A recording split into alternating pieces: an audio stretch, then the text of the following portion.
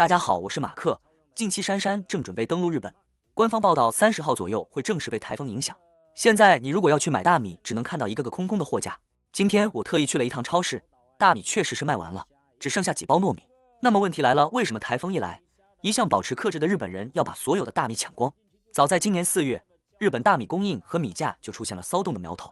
日本朝日新闻8月初报道称，今年4月至5月进行的一项调查显示，307名受访者中有85%的人减少了大米购买量或无法购买更多大米。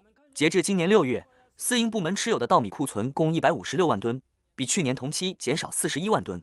共同社称，7月大米价格同比上涨18%，为20年来的最大涨幅。7月15日起，总部位于横滨，在关东地区经营超市的 OK 株式会社就开始对大米实行了限购。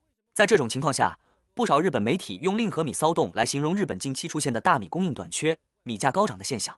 令和是日本现在的年号，米骚动一词来源于1918年在日本爆发的一次全国性的抢米暴动，当时传出日本要出兵西伯利亚，米价疯涨。由于担心米价持续上涨及战争期间供应不足，日本人就开始抢米囤米。首先，大米价格的上涨是主要因素之一。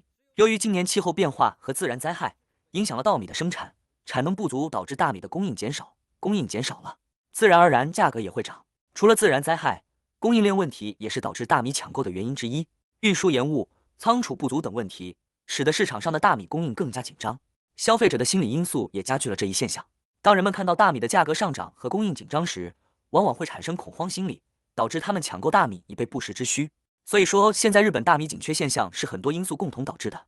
这种情况大概率会持续到年底。但是话说回来，对于我个人而言，大米其实没有那么重要。没有大米，我可以多吃面了，不是吗？